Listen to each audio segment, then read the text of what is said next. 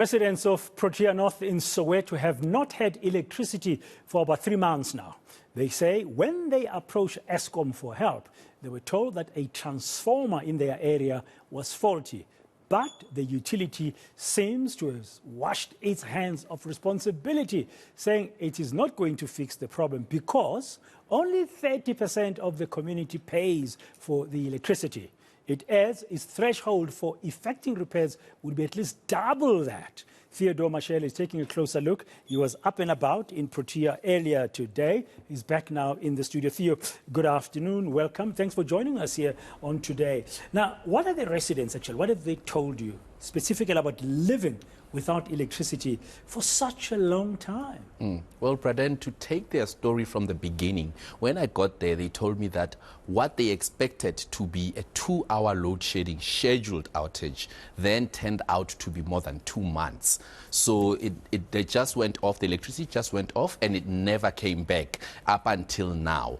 And there's the variety of people there who all have different issues, of course, about this. I know we spoke to an elderly woman who herself is in retirement and obviously has issues just living at home in her house without power, really living off the grid. And then we have students, a high school just around the corner that is also affected by this, and they can't prepare for their preliminary exams that are coming up as they are at high school. Some schools have already started prelims. Yeah. The matriculants. Yes. And then we have the people who work from home who are saying now they have to find themselves finding alternative places to go and work. And, well, they did raise their grievances with us, and this is what they had to say. It frustrates me, especially the money that I have spent now, buying food, buying briquettes, charcoal, fire starters, things I've never used. My fridge is not working. I can't buy in bulk now because the food will get rotten. As you can see, we haven't had electricity for the past 2 months. We are overlooking this the faulty transformer on the street corner. It has been faulty, and on the 26th of June it stopped working completely. So we haven't been without electricity. And what seems unfair is that most of us that are here, from the 97 households, 37 of us are compliant. This started on the 26th of June. If I give you the time, it was the normal load shedding that started at 8 and it came back at 10. 10 o'clock it came back, but within seconds electricity was gone, and that was the end of it.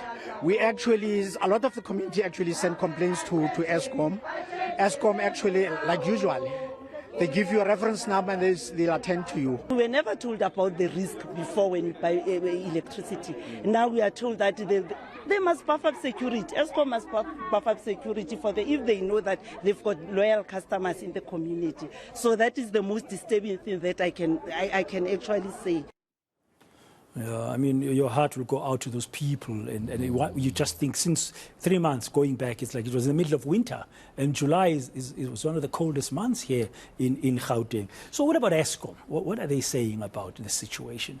Well, we did manage to speak to the Gauteng spokesperson for Eskom, Ms. Amanda Qiti, and what she said was that this transformer blew up because there are actually illegal connections, and the 70% of households that they were talking about that were not paying were actually illegally connected. And what happened is that when the electricity was coming back from the load shedding, then there was a surge that went into that box, and this is due to these illegal connections. So what they've been doing is that they've been trying to get these people from the households that have not paid to sign an agreement that they will be paying on a monthly basis, since they will not be able to afford to pay all of the money at once. So they can make some arrangement and sign an agreement with Eskom. This is how I'm going to pay on a monthly basis. Exactly. Sounds reasonable to somebody from the outside. Yeah, but what happened is that there was a bit of a delay in that, since some households did not really understand what is this thing that you want us to sign. So there was a long process in actually getting the households to sign these agreements, and that is what has been taking up this 2 months and more days that they didn't have electricity.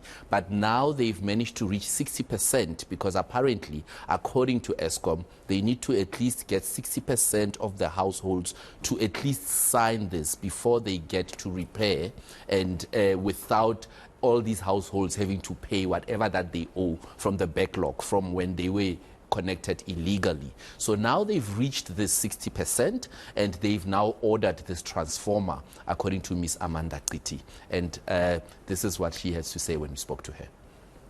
So what happens is that when a mini-sub fails or a transformer fails, we then have a process that we've implemented as the cluster, which is the province in Gauteng, whereby we would go and conduct audits just to determine what has caused that particular infrastructure, be it a mini-sub or a transformer, to fail. And in this case, we picked up that these customers have bypassed their meters and also are buying electricity from these ghost vendors, which is the reason why the mini-sub has failed. So we then started with the engagements to say that when infrastructure has failed, we have this DPA process, which is the deferred payment arrangements, where we fine the customers for illegally connecting themselves and bypassing their meters. And that is what we did with these particular customers. But they were not willing to sign the deferred payment arrangements, and it's only after a certain period that they agreed to enter into the deferred payment arrangement, and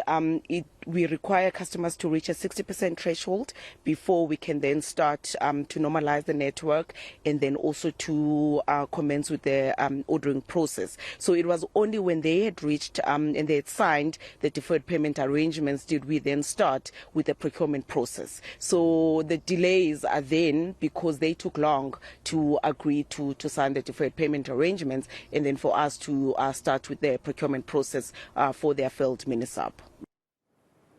Okay, that's an Eskom spokesperson on the ground in Protea North in Soweto. They're ending that update from Theodor Mashele.